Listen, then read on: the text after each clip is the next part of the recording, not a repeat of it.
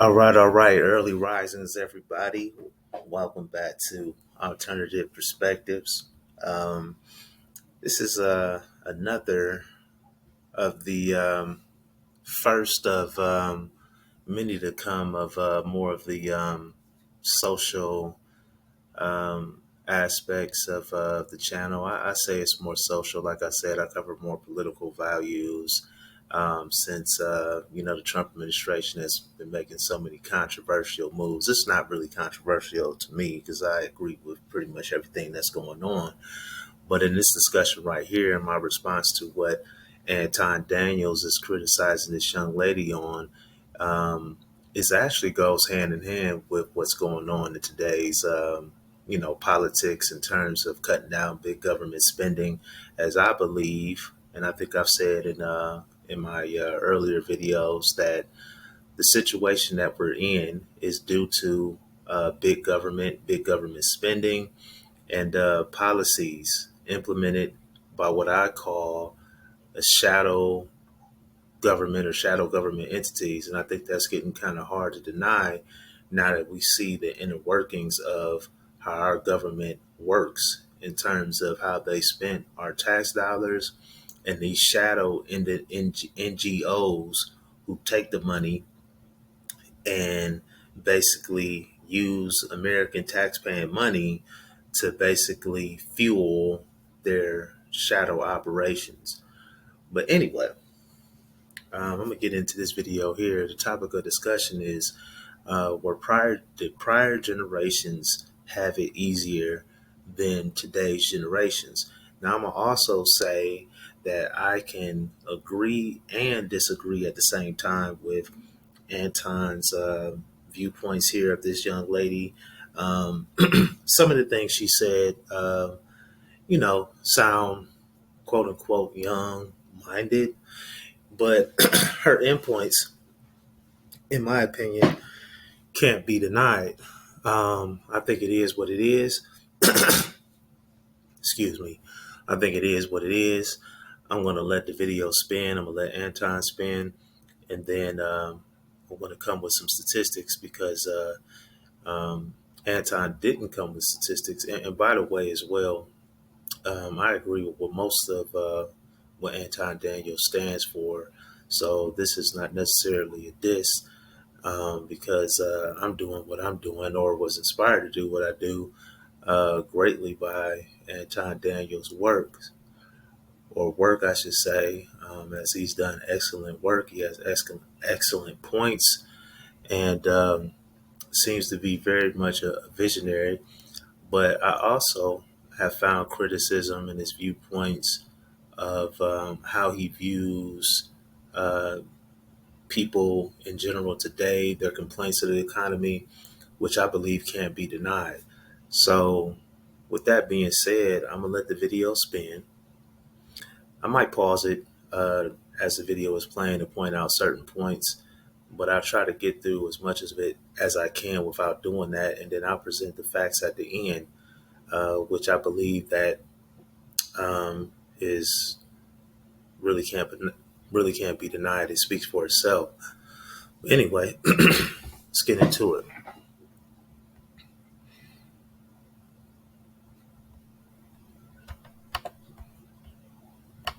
And just general disinterest in the job search. I just feel like I don't care anymore. And it's so bad. Because I graduated in 2023, so.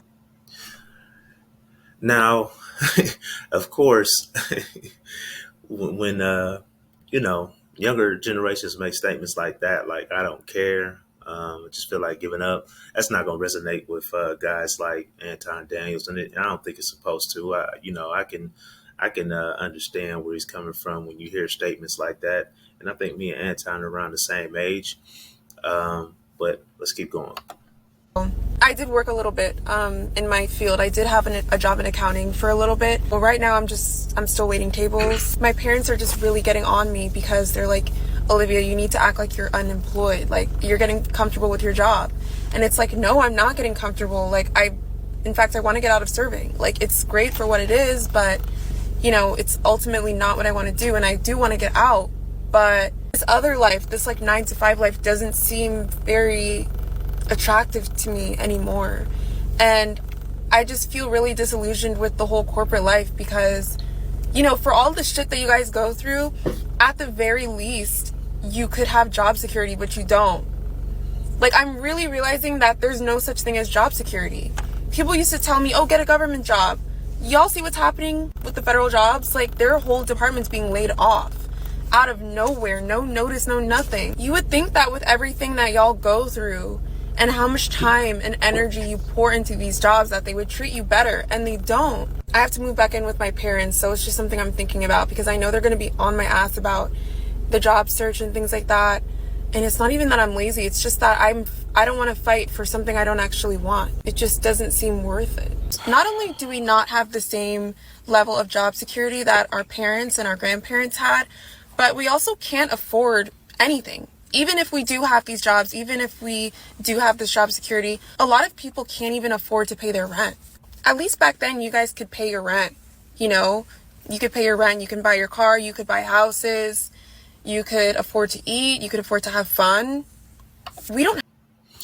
Now, statistically, she's telling no lie. And I looked up statistics just to verify what I was feeling back during my come up years, you know, when I was her age.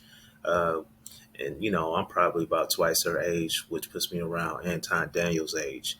And I can definitely say, you know, I graduated high school 2001, went straight to college.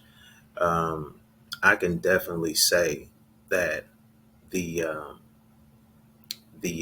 cost of living was so much lower that you can get away with murder type wages. I mean, my first job in the late 1990s, as far as on paper, I started off cutting grass, you know, and then when I became old enough, legally old enough to work, I did immediately. I think my first job paid 515. But with that 515, I was able to stretch that seemingly, the way it feels right now, a lot further than I can stretch making over $1,000 per week um, today. You know, so wage growth today is much higher than it was back then. But the pressure of living today is just much more intense. Um, I was living off of $30 a week on groceries. It would buy me a whole week of groceries back then. I'm talking about the early 2000s.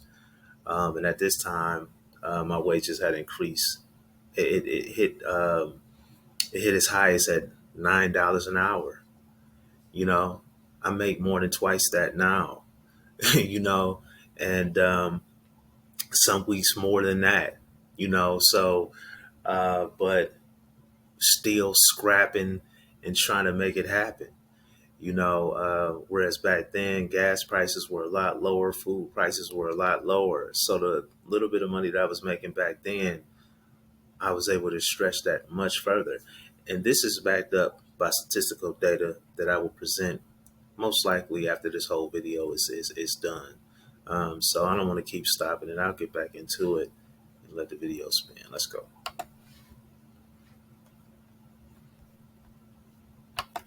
Have that same reality. The way prices have gone up in comparison to the way wages and Monday.com, the opposite of any work platform we tried in the past. We tried other work management platforms, not naming names. salaries have stayed stagnant is insane, and nobody's talking about it. We don't have the same reality that our parents and grandparents did, and they don't want to acknowledge that. What we're fighting for is not the same thing that you guys were experiencing. So it's like, I'm fighting so hard to get some 9 to 5 that's going to pay me barely enough to rent a room in a house and live in fear every day of being laid off on a random Tuesday. And then in the midst of that, I don't even know if I can put food on the table, or if I can put food on the table, I don't know if I can put gas in my car. And if I can put gas in my car, I don't know if I can have fun because I need to put food on the table and gas in my car. Our money is not going as far as it used to go. And I feel like we're getting gaslit about that. Like, She's absolutely right about that. But obviously, Anton is getting ready to put in his one too. So I'll let him spin. Home prices, tuition prices, like the way everything has gone up and they're paying us the same amount of money is insane. So excuse me if I have no interest in fighting for my life in corporate America. I'm sorry. I don't think anybody is forcing you to fight for your life inside of corporate America outside of your parents. See, let me give you a little bit of a history lesson. Prior to the previous generation that had somewhat of a secure, and it wasn't really secure because if you go industry by industry, a lot of industries went through a cycle. They ultimately was laying people off, bringing people back, laying people off. As a matter of fact, if you go back to the 90s, and this is one of the biggest conversations that's being had right now, not amongst liberals, but obviously conservatives, was that Clinton actually laid off up almost 400,000 federal employees. And so I'm assuming that she's not familiar with that because she wasn't outside. The federal employee argument, I believe, is not relevant because federal employees don't. That's really just downsize and bloat. That actually helps inflation in the long run. So that statement there does not really apply to what this young lady is saying. What the young lady is saying is that the backbone of the economy is unstable, and it is. It is very unstable in comparison to earlier decades. It is absolutely unstable. The earlier decades had specific markers in terms of industry, in terms of manufacturing, and it also had a heavy demand. So there was a lot of growth in the 1930s to the 1950s. Um, I didn't think to, pull those statistics and set it to the side, but I think off the top of my head, I'm pretty accurate about that. So, cutting down federal workers does not impact the economy in no sense of the imagination for in terms of a negative impact for everyday people at all. So, but anyway, let's keep going. During that time. Now, I wasn't necessarily outside, but I was old enough to realize what was going on as far as what the economy was and what was happening. I was also familiar with the fact that if you go back to the 80s, my father used to tell me that the 80s was one of the worst decades of all time. Even though I was born in the 80s was one of the worst decades of all time because it was a lot of downsizing in the auto industry in particular, where, I was born and raised in Detroit, Michigan. You had standards being raised as far as what the EPA would allow for automakers to be able to, put out gas mileage. It was a affordability crisis. Crime was running rampant in multiple different cities, including New York City. If you go and watch some of the old movies from the 70s and the 80s, like The Warriors and things like that. I don't know what he means by gas mileage. I'm not sure. But gas in the 80s, in the late 80s, because that's when I became old enough to remember gas prices. They were no higher than 79 cents per gallon. So that's that. Plus, on top of that, the car manufacturers were making vehicles that lasted a lot longer than today's vehicles. Today's vehicles are made to break down, so you can go back and spend more money on on a depreciating asset. As soon as you move it off the lot, it's a depreciating asset. Plus, on top of that, the parts that these manufacturers are making these cars out of, or the material that these cars are made out of, are built not to last. These older vehicles, per mechanics, are saying that these are bad value vehicles today. And this is purposely being done out of greed to keep people coming back and spending more money. The older vehicles lasted forever. I know for a fact, at least in talking to a mechanic that's been in the game for a little while, told me that the frames on all the vehicles are made with sheet metal instead of harder material metal that lasted through the cold winter months when the salt and snow is getting into the frame and, building up rust on the frame. He said the older vehicles didn't have those problems anywhere as much as today's vehicles. They are built not to last today. So anyway, let's go. That you can see all of the crime was rampant and everything was tagged.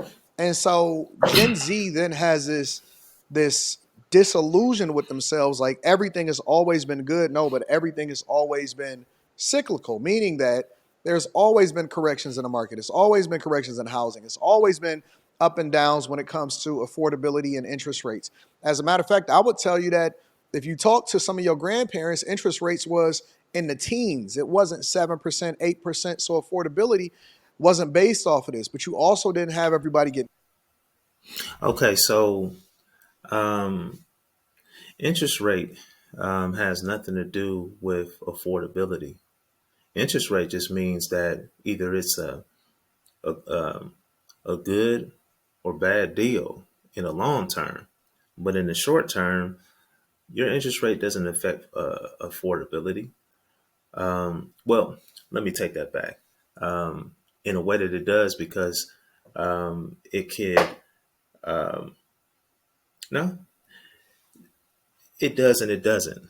I'd say typically it wouldn't, because it doesn't necessarily mean that it's affecting the note necessarily. It just means that it's a lower amount of money being put forth to the principal of the note, meaning that it's going to take you longer to pay off the principal of your note, but your note could still be a lot lower back then than now. And when I present this data at the end of this end of Anton Daniels breakdown of what this lady is saying, the statistics prove exactly what I'm saying, is that the average cost of a home was so much less that the interest rate would balance out. It would be more than balanced out. It would put you on a surplus in terms of how much you're paying for a home versus now.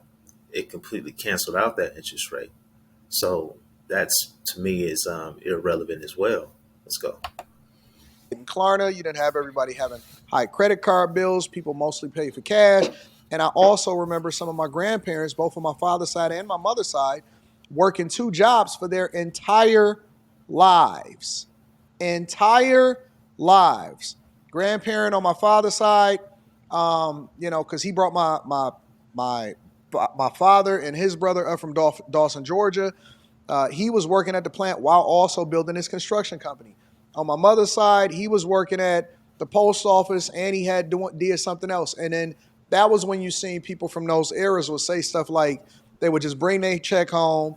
My grandmother had a whole bunch of kids, and she Now I'm pausing it here to put another, personal experience into this. My grandfather was doing the same thing. Everybody during that generation, in terms of my grandfather's generation, worked at Ford or Chevy, and they all did construction on the side. Everybody did it. But according to my mother, it didn't sound like they did it out of necessity. It sounds like my grandfather did it to have more than enough. So, would pay all of the bills and do whatever it is that she did, and he would just pretty much work. And so this is a misconception of what life was like back in the day from men and women and people, and y'all have more rights, y'all have more availability, more options than ever before. You can make as much money as you want to make. You don't have any discrimination, and you have uh, by the way, according to my mother, my grandfather was able to cover the whole household with just his income alone. My grandmother chose to work against my grandfather's wishes. So one person was able to one man was able to cover the whole household. Now this was 1950s to mid 60s. So this is different from the 70s, 80s, and 90s, and of course right now. But the argument is, was it worse in earlier generations, or better. And according to, my elders, it sounds like it was better. According to statistics, it was better. Like I said, we'll get to that in a second. Unlimited resources. You can go to college, you can get a degree, and all of this stuff. What I see, honestly, is laziness. Now, she'll tell you, oh, I'm not lazy, but you're not motivated either because you have more options than ever before. You have the freedom more than ever before. College is not meant for you guys to try to just find a job. Think of college from a completely different lens, right? Think of college from what skill set do you want to learn and what field do you want to go into to where you establish credibility that would That's then true. allow for you to I agree with leapfrog that. further into it. You can get more inside information to start your own firm, to start your own business, right? You have to look at school as a vehicle or a tool that gets you in the door, A, and or B, establishes credibility for you to start your own thing. But we don't look at it like that. We looked at it a lot of times. I agree 100% with what he's saying there. That's definitely how you should look at college. Um, but statistically speaking, even the amount of jobs available to college educated um, people has taken a dive. It's just everything is taking a dive, and it's just statistically proven. No matter how you cut it about how you should look at things or whatever like that, the baseline of today's economy is extremely unstable. Period.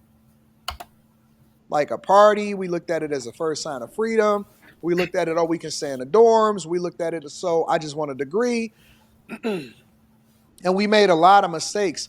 And more importantly, colleges have basically become indoctrination camps now, right? So when I see this woman say, I have to move back into my parents' basement, my parents is telling me to get serious about life.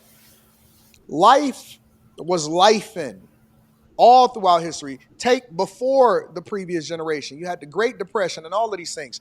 They had to create industries, create jobs for themselves. That's when you see the bakery and the butcher and the banker and the businessman. And they all had to be interdependent on each other in order to build these industries that eventually created the jobs that you so much covet, and then you think that the job is supposed to give you some level of security when in reality we are supposed to always be hunter gatherers in our mentality, regardless of how technologically advanced we are. And nobody owes us anything. And so at some point, we have to grow up, which is what her parents is telling her to do, respectfully. At some point, we have to own it. A job is a means to an end. It is not supposed to be something that you define yourself by. Absolutely correct. However, stable economy grows the economy. If no one has stable income, people don't spend money, which means that the opportunity to invest money once you have enough disposable income, the value of doing so is decreased. On a grander scale, because the market is unstable. Stable markets create opportunities within job employment and investments. So there is nothing to gain for anybody, whether you have disposable income to spend or whatever, if the economy is unstable. Let me say that again for the people in the back. A job is a means to an end. It is not a way for you to define yourself as far as how you're supposed to be doing things for the rest of your life. You're there to make money. The goal is to make money so you can do what you want to do when you want to do it afterwards. That is the goal of a job. You cannot depend on anybody, but you have to establish a cultural norm. It's an exchange. You're exchanging your time and your skill set for them ultimately leveraging that skill set in order to add value into the company. And the minute that we divest ourselves from the fact that somebody owes us something or affordability or whatever, you create your own industry, you create your own lifestyle. It's not about affordability. You can go and reduce your lifestyle. You have the ability to go and live back with your parents so that you can then save more money, stack, eventually purchase your own home, all of that stuff. And so we just got to change our mindset. Our younger people, they are not motivated, which basically makes it easier for somebody to compete against them. They think that, oh man, I don't want to do corporate America. Corporate America don't necessarily want to do you either. It's just that you have to exchange so that you can be able to feed yourself, keep a roof over your head. And because we spoiled, and she has the ability to go back to her parents, she's not moving with a sense of urgency, and she act like time is so meaningless when it's the most important thing that we have. We gotta wake up. We gotta wake up. Let me know what you think inside of the comments. Make sure you tap into the Patreon link is in the description. Okay, so I'm gonna let Ed Todd know exactly what I think. I think I've already done some of that already. Um, in terms of stacking up, we should be able to stack up. But the reality of it is that standard necessities are eating up the income. And matter of fact, I'm gonna find exactly what I'm talking about right now, since I'm talking about that. Uh, yeah, this is the chart right here. I'm gonna share it on the screen. So stop sharing, and then I'm gonna reshare.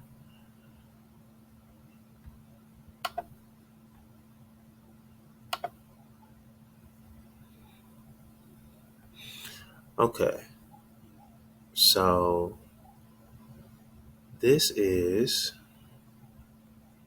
back to the podcast. Okay, yeah, that's on there. Let me go back to it. Okay, so this cuts off at 2006, but it still gives you a gist of what happened from 1945 all the way up until the early 2000s. And Anton is debating, I think he's debating the decades of the 80s and the 90s, where debt to income ratio had increased a great deal since 1945, but it also increased a great deal from 1945 to 1950, which is only a span of 5 years. So that's not really saying that much. Um, so from 1945 to 1970, we saw, quite a bit of an increase. Um, but as you can see here, the main thing that I want to point out is disposable household income versus total household debt. And you can see here that for a long time, all through the 80s, 1945 through the 80s, all the way up until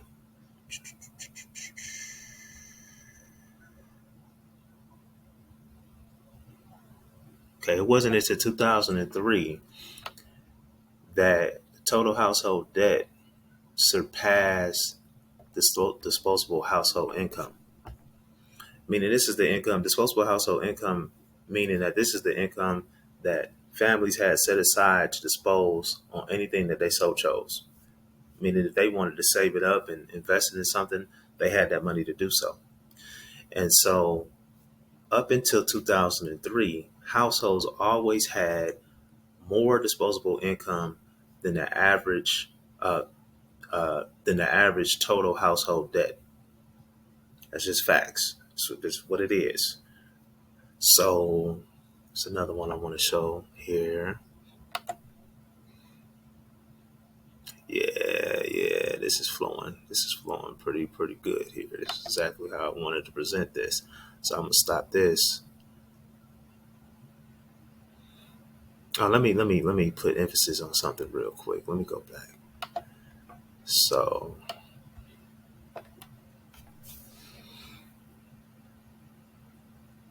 yeah, so as of 2006, now we know we had that the more the housing crisis around that time. But really, let's see now. I really don't even think that happened until 2007. I have to go back and check the record. So I would say that most of this wasn't even due to the housing crisis. This is just natural inflation. is what we're seeing here. As of 2006, the household debt was just below $3,000 more than the disposable income. But anyway, on to the next point. Um, yeah, this one right here. Stop sharing here.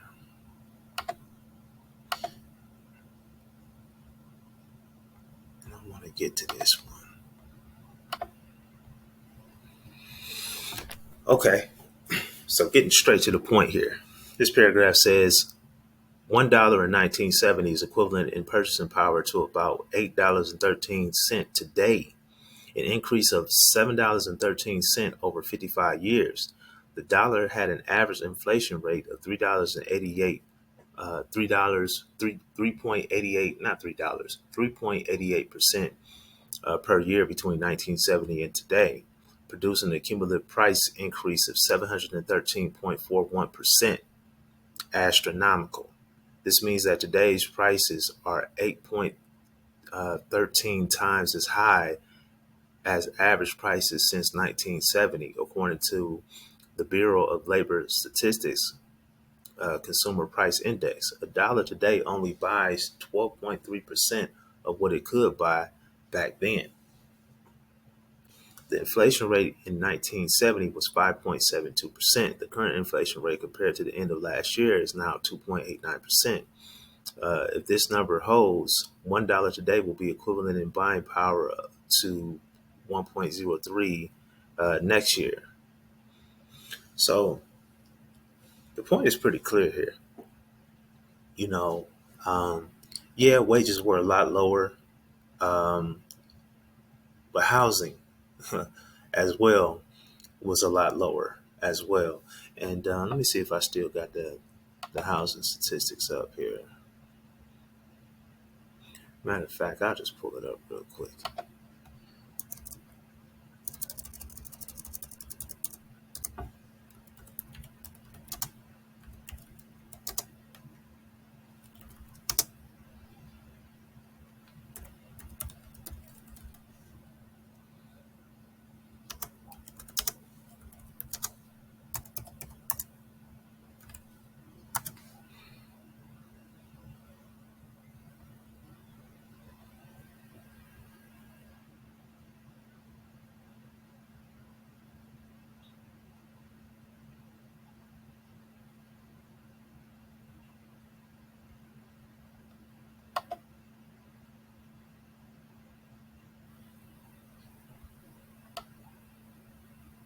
Okay, so it says 70 showed an overall increase of nearly 50,000 from the beginning of the decade to the end per Fed calculations. Between 1970 and 1975, the average cost of a home jumped from 27,000 to 40,900. So yeah, this was a significant increase, of course, but the price is the price, you know. So if you're getting a house at $27,000 and you're paying 20% on an interest rate, um, but your dollar value was worth uh, 13% higher back then.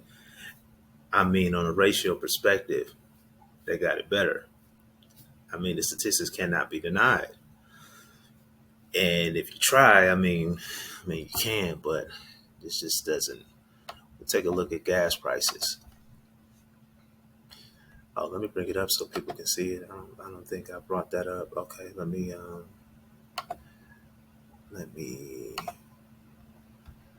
bring it up so you guys can see it.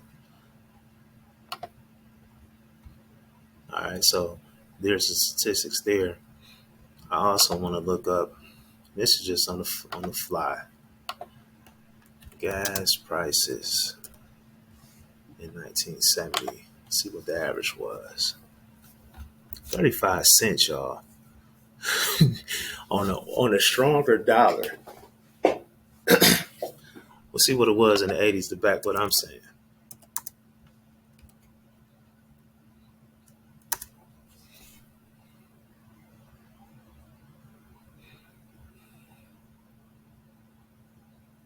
So in the 1980s, the average price of gasoline in the United States was around $1.19 per gallon, equivalent to about $4.54 in today's dollars. Not sure what they mean by that, but I guess they could be saying that that same dollar is going to buy you $4.54 today. I guess. Um, 1990s. It didn't rise much in the 1990s, so it was pretty. Gas prices were pretty stagnant in the 90s. $1.25 per gallon. Let's check it out. In early 2000s.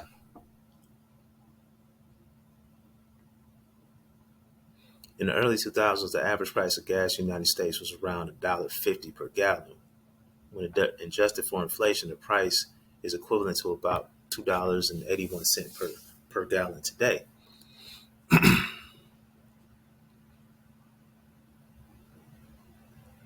So, like I said, we've seen prices, before today. Now, gas prices are coming down, but we've seen prices above $3 in my area.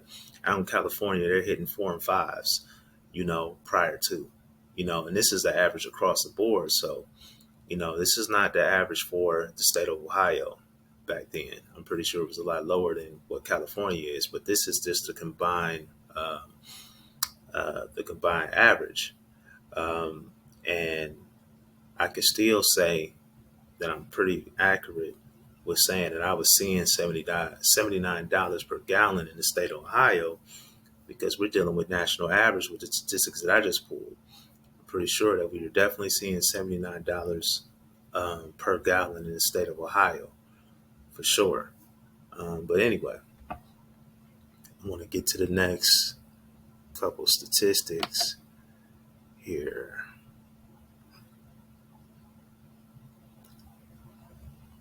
Really, the last one. Let's see. Stop sharing that. I'm going to bring up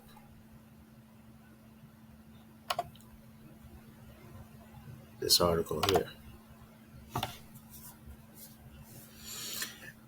And I just want to point out one major point of this. Wage trends of the last 3 decades, the gap between the growth of productivity and that of a typical worker's pay. Slow and unequal wage growth in recent decades stems from a growing wedge between overall productivity, the improvements in the amount of goods and services produced per hour worked, and the pay, wages, and benefits received by a typical worker. Now, I have other graphs. I'll try to find it before I end this session, but I'm pretty sure I have a graph where it's showing, uh, and think, a spike in the decreases of benefits, but stagnant growth in wages. And this is kind of related to this article right here, where it says the next paragraph says the figure shows that in the 3 decades following World War II, hourly compensation of the vast majority of workers rose 91%, roughly in line with productivity growth of 97%. But for most of the past generation, except for a brief period in the late 1990s, pay for the vast majority lagged further and further behind overall productivity. From 1973 to 2013, hourly compensation of a typical production non-supervisory worker rose just 9%, while productivity increased 74%.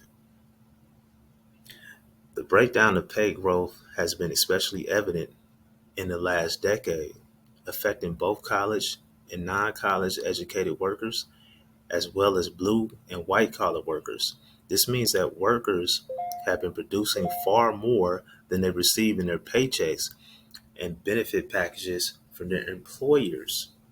So, what this spells out is the American labor force is getting stronger and stronger in terms of productivity, in terms of the motivation that Anton is mentioning.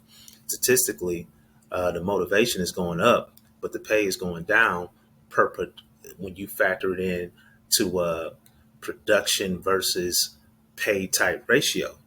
Whereas back in the day, the the pay per production was almost stagnant, meaning it was neck and neck. Where today there's a huge gap in that. So what that leads to is a generation of it leads to a generation who is doing a hamster wheel race. We're running faster and faster, but getting nowhere. And this is what the statistics are pointing to. So again, everybody is entitled to their own opinion. Um, the brother Anton unfortunately didn't, cite any facts. People in the comment section are just, you know, uh, what I call blindly just trusting what he's saying. But when you review the facts, it doesn't add up. The facts speak more in favor of the young lady. And I don't agree with everything she said. I don't believe in giving up. You know, but at the same time, I don't agree with wasting time with areas or things that you know statistically don't work. You know, you got to be mindful of time, as you get older. And, you can't spend time beating your head against a wall that won't move. So you got to find a way to make it, but it needs to be strategic. When you're younger, you just grind, grind, grind. But at some point, you got to work smarter because wealth is not built simply by grinding. It's built because you know how to manage and leverage, uh, you know, uh, your money, basically. It's not about necessarily even, it's about motivation to a certain extent. But motivation just to work hard is not going to get you ahead. It just doesn't. That's not how the 1% got ahead by working harder. It's not realistic. They got ahead by making smart money moves. And that gap between the 1% and the middle class has grown astronomically over the years. It's not looking good for the state of America right now. Um, but there is hope, and what the current administration is doing, in my opinion, and like I said, I believe that the current condition that America is facing right now is due to our government, due to the bloating of the government, the spending of the government. They contributed the most to inflation. On top of that, their policies as well. And so we've gotten what we've gotten, not because people are lazy. I hate that narrative. It's like you are exempting these people who are in government stealing our money and bloating the government on purpose to inflate the dollar, to strategically implode America off the backs of taxpaying, hardworking individuals. That's not cool. Basic necessities should American people shouldn't even have to think twice about basic necessities. And I thought about them a lot less in the early 2000s than I do now. And I have a lot more money, a lot more assets, a lot more investments now than I did then. I didn't have any investments in the early 2000s, and I never thought about food, never thought about a car, you know, um, and just a little bit more history. I came out of college, and right around the recession. When I came out, there were no jobs. That was some hard times. That was some hard times.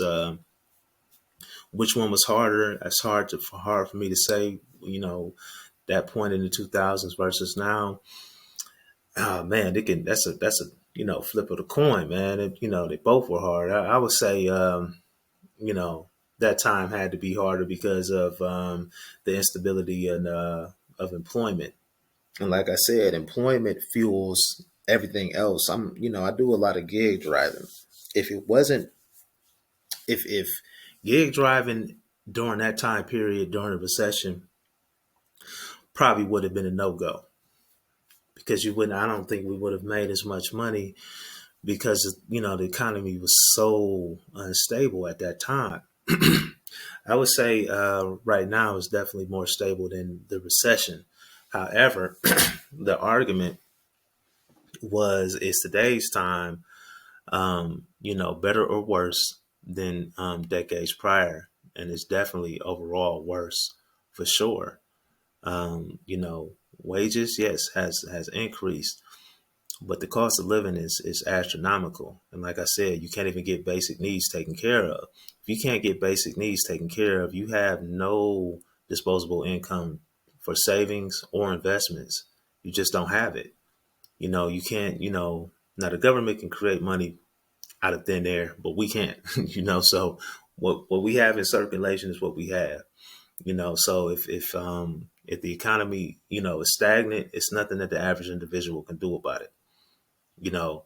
So yeah, I think people need to be more focused on just helping people, just enriching each other, pointing each other to, to the opportunities instead of, putting each other down for, circumstances that are out of our hands. Like I said, in recent news, you've seen exactly why we are in the condition in the states that we are. Income tax should be illegal based on how the Constitution was written. And I can't remember exactly what, article or whatever, describes that. But the income tax, according to the Constitution, should be illegal. And it wasn't even instituted until 1913 from my recollection. You know, income tax introduced the hamster wheel effect of having to work harder and getting lesser and lesser ahead. That income tax plays a heavy part into that effect for sure. And as the years have gone by, the hamster wheel is spinning faster and faster and faster, but we are still in the same place. There's no excuses for that. And the individual is not to blame. you know, you don't have to agree with everything that lady said, but the young lady said, but it's undeniable that we're in a grave and dire days right now. We can see, good thing about it is we can see America's economy completely transform right now because of the current administration. Um, and we can see some brighter days. And I hope that we do. I think, the Trump administration is making those moves, but he's got a lot of work to do to unturn the criminal activity that prior, government officials were doing, so, but anyway, that's my take on it. Today's economy is not gravy. It's worse by far. You know, um, our dollar does a lot less in today's economy than it did in decades past. In decades past, that dollar stretched a lot further, and it made basic needs a lot easier to accommodate than now. Now people are, deciding between toothbrush and toilet paper, and that just shouldn't be, you know. But anyway, that's it. Um, Hope this presentation or talk was enlightening. But anyway, see you guys on the next one.